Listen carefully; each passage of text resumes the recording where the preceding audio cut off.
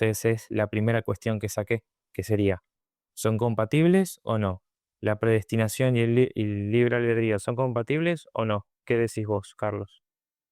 Vale, depende de, como decía ahorita, bueno, tú no estabas aquí, cómo se entiende el libre albedrío. Si se refiere a la voluntad que tiene el ser humano sobre decisiones o si se refiere específicamente al concepto salvífico. ¿Por qué? Porque hacen matizaciones. En este caso, por ejemplo, lo que te habla el Éxodo es con relación a la decisión de salida, no de otra cosa. En el caso, hermanos, en el caso de Romano, y es lo que no recuerdo si tú planteas eso porque me dijiste que tú eres calvinista, pero lo que la gente ve es, no, el ser humano puede decidir y decide, pero Dios determina quién se salva. El libre albedrío se concentra en la salvación exclusivamente, no en las decisiones que puede tomar el ser humano. Entonces, lo que pasa es que en el texto bíblico tú ve ambas cosas. Por ejemplo, Jonás hizo lo que él quería, no, hizo al final lo que Dios quería. Sí. Pero lo que digo es que en el texto tú ves ambas cosas. En el caso de Judas, Ujú. por ejemplo, Pero para ti, yo hice una pregunta. Yo conozco los pasajes. Yo quiero que me conteste la pregunta. ¿Son compatibles o no? no, no son compatibles. Aunque Caresis Canon, por ejemplo, te dice que para el pensamiento judío no hay discusión. ¿Por qué? Porque el libre albedrío, la libertad de decidir, si se entiende como la libertad o independencia del individuo de tomar sus decisiones y elegir lo que le plazca, pues entonces en los textos que mencioné no vemos esa libertad. Por ejemplo, el caso que mencioné de Jonás no tiene esa libertad. El caso de Judas, yo no veo esa libertad, sino que es un hijo de perdición. En el caso, por ejemplo, que presenta Pablo en Romanos 9, no existe tal libertad porque no depende de él. Y por eso a mí me parece conflictivo una cosa con la otra. No son compatibles. Espera, vamos despacio, porque vos mismo hiciste el matiz de que una cosa es el contexto salvífico y otra cosa es, digamos, en el propio devenir histórico. Vayamos despacio. En el ejemplo de Éxodo, vos decís, bueno, el faraón no decidió endurecer su corazón porque Dios lo endureció, ¿no? Ese es tu argumento. Pero textualmente dice, faraón endureció su corazón, literalmente. Por eso, o sea, las dos cosas se afirman. Las dos cosas se afirman. Por otro lado, en Judas, sí, Judas va como está escrito acerca de él, pero al mismo tiempo, Judas traicionó a Jesús. No sé si entender, o sea, las dos cosas se dicen textualmente. O sea, según la propia, si vos querés apelar a la escritura, el problema está en que según la escritura, todo ello es compatible. Ahora, yo te estoy preguntando a vos como lector de la Biblia, o sea, estoy preguntando a vos como sujeto, ¿qué pensás vos? ¿Es compatible o no? Si vos apelás a la escritura, te enfrentás a la problemática de que según la escritura las dos cosas son compatibles. Vos como lector estás sacando una conclusión distinta, porque claramente que vos no aceptás la como visión que se te plantea la Biblia, y no tenés por qué aceptarla, pero lo que digo es, ok, vos que sos ajeno a la como visión bíblica, que sí plantea una compatibilidad, ¿vos por qué negás que sería incompatible? Eso yo te estoy diciendo, vos. Mira, primero, Tábano, si te lees el relato de Judas, antes de traicionarlo, el texto de Juan te dice que el diablo se le metió. ¿Vale? Entonces, ese detalle es interesante que tú lo mencionaras, porque esto condiciona, ya que si el diablo se introduce en un cuerpo, la persona no es consciente de sus decisiones del todo. Y es muy Sacaste eso. que Juan, pero yo ¿De dónde sacaste eso que no es consciente? ¿De dónde Juan lo sacaste? capítulo 3. Por ejemplo, Mateo capítulo 26, capítulo Vamos a los 17. pasajes. Vamos a los pasajes. Espero que él saltara. Que esté el diablo, que esté el diablo. No, pero le vamos a leerlo. Que esté el diablo y que le quite conciencia a la persona. A ver, me estás interrumpiendo y te estoy dando los textos. Si tú quieres, ve buscándolo y me dejas hablar. Porque ahorita te estoy dando textos. A la dos, man. Ahora déjame hablar. Entonces, ¿qué sucede? ¿Qué sucede? Que tú notas en el texto que Juan introduce algo muy interesante y es que el diablo se le mete a Judas previo a la traición. ¿Por qué Juan coloca el detalle de que el diablo se le mete a Judas? Y cuando tú lees la historia, da más gracia porque pareciera que se le mete por la boca. Pero el punto es que previo a la traición pasa esto. El diablo se le mete a Judas antes de hacer lo que va a hacer. ¿Vale? Tú encuentras el ejemplo, Mateo capítulo 17, de un endemoniado que no tiene control de su cuerpo y el demonio lo tira al piso y lo sacude y le da convulsiones y demás. Es decir, el endemoniado no tiene derecho o dominio de su cuerpo. Otro ejemplo es Mateo capítulo 5 y Marcos capítulo 3 o 5, donde se habla del endemoniado de Gadara, que los demonios tienen posesión del cuerpo del individuo y el individuo ni siquiera está consciente del todo lo que está haciendo.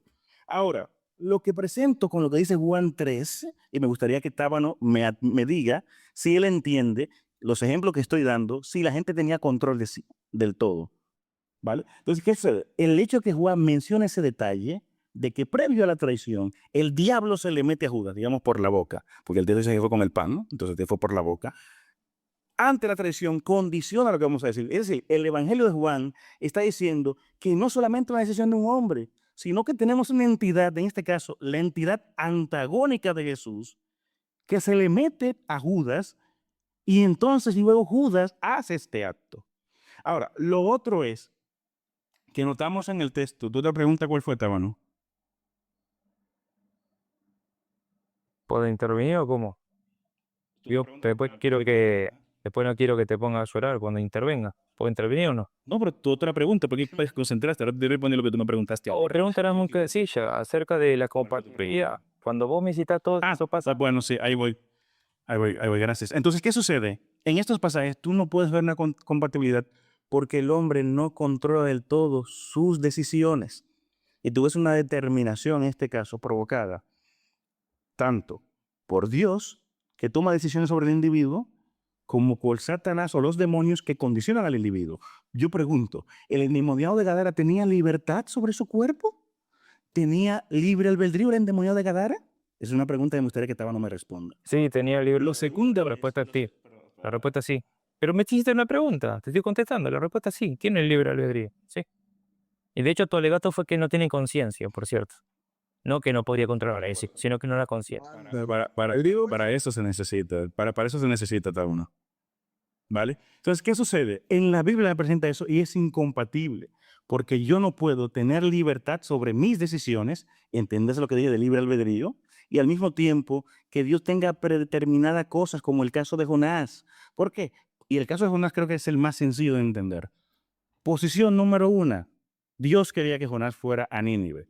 Conclusión de Jonás, se va a Tarsis para no ir a Nínive. ¿Qué sucede al texto? Dios coloca todos los contextos para que Jonás termine siendo no lo que Jonás quiere, sino lo que Dios quería desde el inicio. Por tanto, la libertad de Jonás se coerciona por el capricho o deseo divino y por tanto no son compatibles la una con la otra. De hecho, es tanta la incomodidad que siente Jonás por lo que Dios lo obliga a hacer, que Jonás termina diciendo a Dios, mejor mátame ya, sal de mí. Y Dios le hace una pregunta a Jonás que Jonás nunca responde, porque al final se hizo no lo que Jonás quería, sino lo que el designio y el capricho divino estaba estipulado desde el inicio del capítulo 1, versículo 2. Bien, te puedo contestar entonces. La peor decisión que puedes haber tomado es justamente elegir el libro de Jonás. Jonás es el ejemplo paradigmático del profeta rebelde. Dios le dice, ve a Nínive. ¿Qué hace? ¿Va y lo obedece? No, no tuerce su voluntad para que vaya y lo obedezca. Al contrario, huye a Tarsis. Entonces, ¿qué pasa? Justamente, todo lo que acontece en el profeta es como si, de alguna manera, Jonás fuese el antiprofeta. O sea, todo lo que el profeta debería hacer, el tipo no lo quiere hacer. Y sí, yo estoy de acuerdo con vos en que lo hizo de mala gana. Y de hecho, como que al final dice, mira, por esta razón yo no quería venir acá a Nínive, porque yo sabía que vos sos un Dios amplio para perdonar, ¿no? Pero justamente toda esa secuencia demuestra toda tu tesis opuesta. O sea, literalmente, Jonás es tan libre que de hecho actúa de modo rebelde a Dios. Y si vos me decís sí, pero al final Dios lo empezó como a torcer para que le obedezca, incluso de manera involuntaria, como decís vos.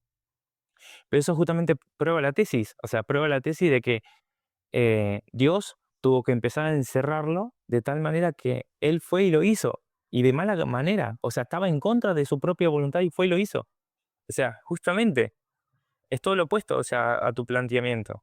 Y mi pregunta sigue vigente, porque cuando incluso vos presentás el ejemplo de Judas, según la propia escritura, las tres cosas son ciertas. O sea, por un lado, sí, Judas va según está escrito acerca de él. 2, Judas lo traiciona. Y 3, Satanás también está involucrado en todo ese evento. Y según la Biblia, yo te estoy de vuelta diciendo, las tres cosas son compatibles, según la cosmovisión bíblica. Ahora, vos desde tu propio punto de vista, vos como lector de la Biblia decís, no, acá estas tres cosas no pueden ser ciertas al mismo tiempo. Entonces yo te vuelvo a interrogar, ¿por qué las tres cosas no pueden ser ciertas? Y según vos, tu respuesta es, bueno, porque en el caso de Satanás y Judas, en la relación entre ambos, porque ojo, ahora está saliendo de tema, porque en realidad el conflicto tenía que ver con la voluntad de Dios y la voluntad del hombre, y ahora querés introducir una tercera voluntad, que en este caso sería Satanás, ¿no? O sea, lo único que haces es complejizar la situación innecesariamente. Pero incluso en esa situación todavía no escapás del dilema acerca de la compatibilidad y la incompatibilidad y las razones por las cuales vos negarías o afirmarías alguna de estas eh, posiciones. Según la escritura, las tres cosas se dan. Porque vos sabés que Juan, que es uno de los últimos evangelios en ser escritos, o sea, Juan es consciente de que hay escritos anteriores. Entonces, digamos como que, de hecho, el planteamiento total, digamos, de Juan es totalmente distinto en ese sentido. Ya justamente suponiendo que ya hay una escritura previa evangélica. Entonces, ¿qué pasa? En sentido estricto, cuando la comunidad cristiana recibe los textos, los articulan entre sí. Y por eso yo te estoy diciendo, según la propia escritura, porque vos entiendo yo que tu planteamiento siempre intentás hacer una crítica interna, porque si no, no podrías, o sea, estrictamente hablando, si no fuese una crítica interna, donde vos tomás a los textos como canónicos, entonces no podrías pasear de un texto al otro. O sea, pasear de Romanos a Éxodo, a Jonás, a todo esto vos suponés que todos estos textos eh, dentro del cristianismo se toman como canónicos y por eso vos te das la libertad de pasear. Porque si no, estrictamente hablando, tendrías que decir que son documentos independientes. Y si vos paseas de un texto al otro, suponés que de alguna manera están unificados. Obviamente que desde tu punto de vista vas a decir, sí, están unificados dogmáticamente, pero el tema es que si no tu crítica no tiene sentido. No sé si entiendes el planteamiento.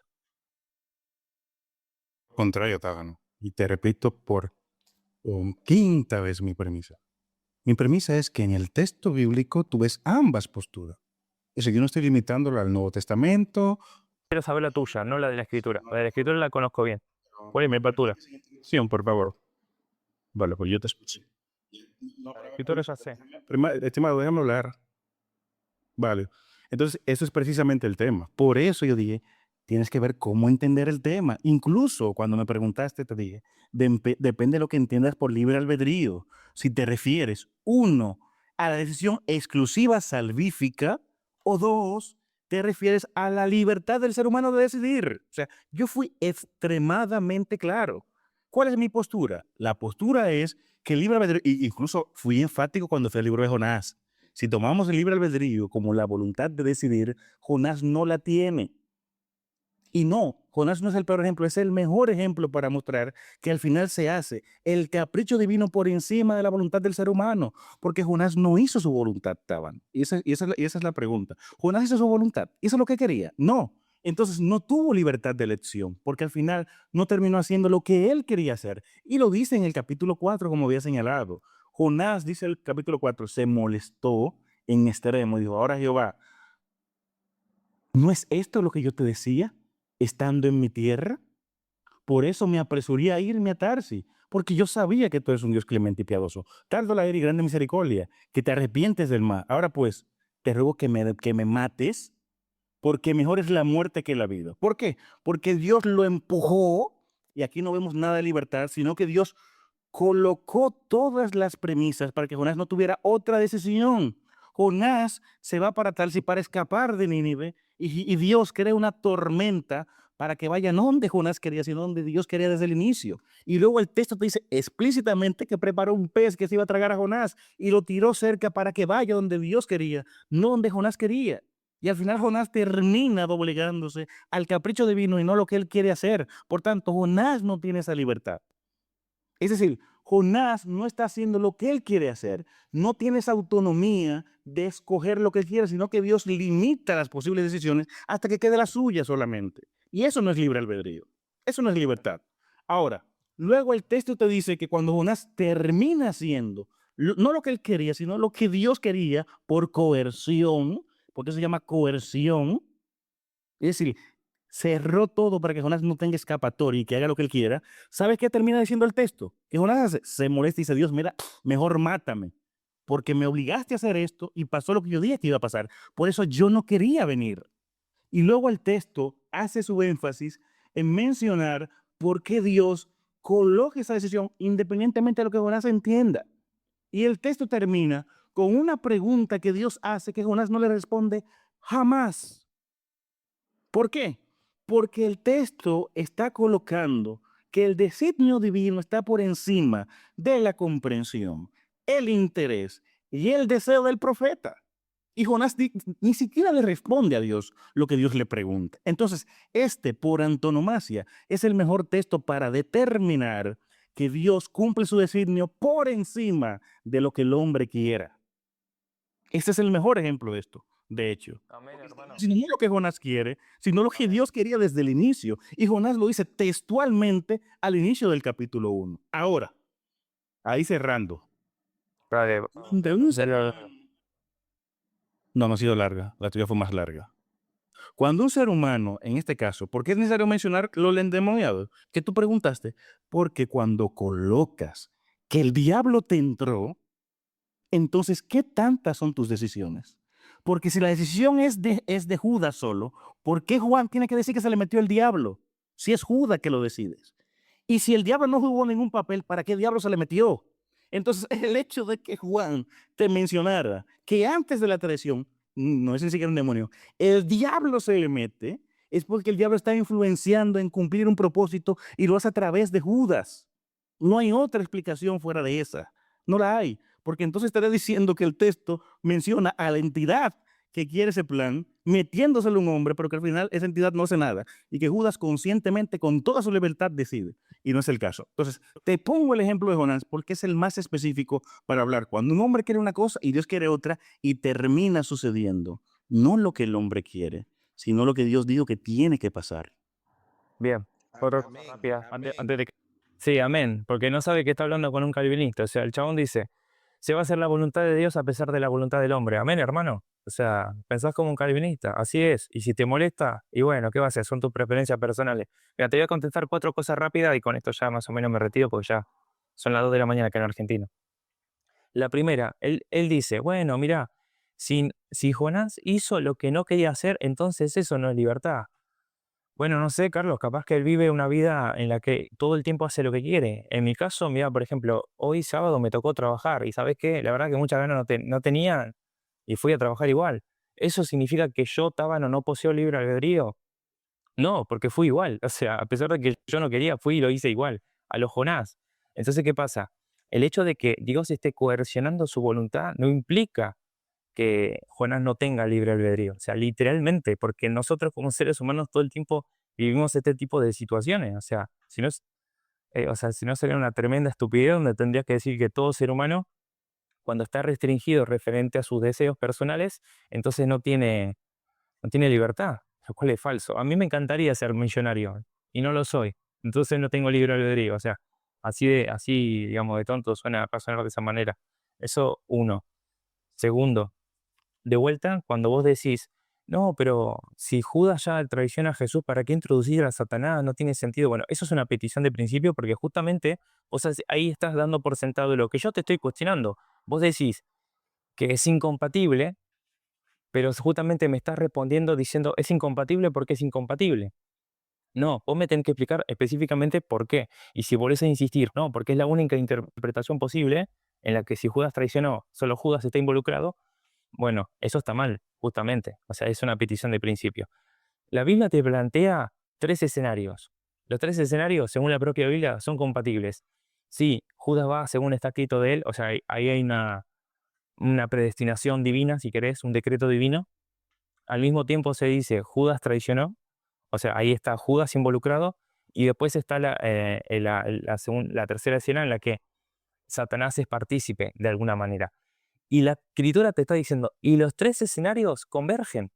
Y se habla de una compatibilidad. Y si vos alegás que hay una incompatibilidad, no podés volver a apelar a la escritura, porque la escritura te está diciendo que las 3 cosas son ciertas. Y si vos decís, entonces si Judas traicionó y Dios lo decretó, ¿para qué introducir a Satanás? Justamente porque es otra óptica que justamente enriquece esa convergencia.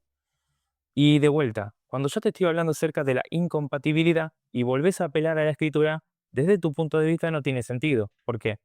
Porque vos no tenés a la escritura como vinculante. Entonces, si vos apelás a la escritura ante una pregunta que yo te estoy haciendo, o sea, yo te estoy preguntando, vos, Carlos, ¿qué pensás? ¿La predestinación y el libre albedrío son compatibles? Y apelás a la escritura, o sea, en este caso a la Biblia, cuando es un texto vinculante al creyente, no tiene ningún sentido si yo estoy preguntando por tus propias razones. Como vos sabés que mi pregunta es filosófica y vos no podés dar una respuesta filosófica acerca de la incompatibilidad, ¿qué me vas a hacer? ¿Responder con la escritura? Si vos respondés con la escritura, te estoy diciendo, no tiene sentido porque para vos no es vinculante. Y por otro lado, no apeles a la escritura porque para la escritura las dos cosas son compatibles. Vos mismo lo estás diciendo. O sea, la escritura tiene pasajes que justifican la predestinación y pasajes que justifican la libre elección. Y vos como lector, o sea, vos como ajeno al texto como sagrado, como palabra de Dios, etcétera, etcétera, vos decís al respecto, no, pero todo esto es incompatible. Yo te estoy diciendo, ¿por qué es incompatible? O sea, la pregunta original que vos deberías contestar desde el comienzo es ¿por qué es incompatible? Sin apelar a la escritura. Y yo creo que no lo vas a hacer porque no podés hacerlo. Creo que, a ver, pueden sacarme o, pero las una antes, Jackson. A ver, esto, pone con eso ya me retiro. A mí me parece muy gracioso porque es, de hecho, ridículo la posición de Tábano, que siempre, no importa el tema, quiere llevar a la filosofía. Estamos hablando de lo que dice la Biblia, Tábano, no de cuestiones filosóficas. Es de lo que... Predestinación o Tábano, liberación. Tábano, por favor, finge tener educación, porque yo te escuché en silencio y no estaba de acuerdo contigo. Entonces, me parece muy gracioso porque lo que estamos planteando es qué dice la Biblia sobre eso. O sea, aquí, aquí el tema no es la libertad. ¿El ser humano tiene libertad? ¿El ser humano tiene elección? ¿Existe un determinismo causal? No estamos hablando de eso, Tábano. Estamos hablando, ¿qué dice la Biblia sobre eso? Mira el tema aquí, predestinación o libre decisión, viejo. Y todos los ejemplos que se han hablado, aquí tengo yo como 2 horas, y desde antes, ha sido de lo que dice la Biblia. ¿Vale? Entonces, evidentemente, tú tienes que respetar el marco de referencia de la cual se está hablando, pero quizás por la falta de competencia en el texto bíblico sales corriendo a la filosofía. Y está muy bien, pero el tema es, ¿qué dice la Biblia al respecto? Por eso, evidentemente, todos mis ejemplos, a diferencia de ti, que debería de hecho darte vergüenza, son de lo que la Biblia dice. Yo también hice Jonás, papá. Cuando yo Hice Jonás. en tu patra, no me interrumpas, no me interrumpas. Porque cuando yo hablo con una gente, entro en el marco de referencia que esta gente está teniendo. Porque yo puedo decir, nah, no, eso no es verdad, todo eso es una invención, el éxodo nunca pasó. No tiene sentido la conversación desde ahí. Entonces, yo tengo que adaptarme al marco de referencia que la persona está hablando para poder tener una dialéctica con lo mismo, porque yo puedo decir, desde la ciencia bíblica Moisés no existió, ese éxodo nunca pasó. No existió Moisés, no existió el faraón, por tanto se acabó la conversación. No tiene sentido eso.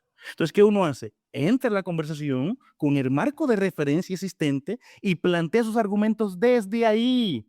Y cuando uno tiene la incompetencia de no poder manejar el marco de referencia, en vez de intentar cambiarlo a lo que yo creo que sé, en este caso, por ejemplo, vamos a Apocalíptica, no, yo o me someto al marco de referencia y hablo desde el mismo, o admito que no soy capaz de hablar de ese marco de referencia y digo, para otra ocasión lo voy a hacer. En mi caso, yo estoy hablando del marco de referencia que se ha puesto acá. Y como no sé si te diste cuenta, todo lo que se ha citado en estas más de 2 horas siempre han sido versículos bíblicos y el contexto de lo que se entiende como libre albedrío desde la fe y desde la teología. Ok, te respondo entonces, porque vos mismo te estás sepultando solito. Cuando vos insinuás a lo último la teología, yo te caigo con toda la patrística, la escolástica, la reforma, te caigo con todo, te caigo con la disputa que hubo entre tomistas y molinistas, entre Lutero y Erasmo, entre calvinista y arminiano. Y si vos no sabes de eso, entonces admití que no sabes nada de filosofía, no sabes nada de teología. ¿Y qué pasa? Vos cuando te acercás a la Biblia y decís, vamos a hablar de Biblia, vamos a buscar el texto, yo te digo, no pretendas cierta objetividad o neutralidad o imparcialidad. ¿Sabes por qué?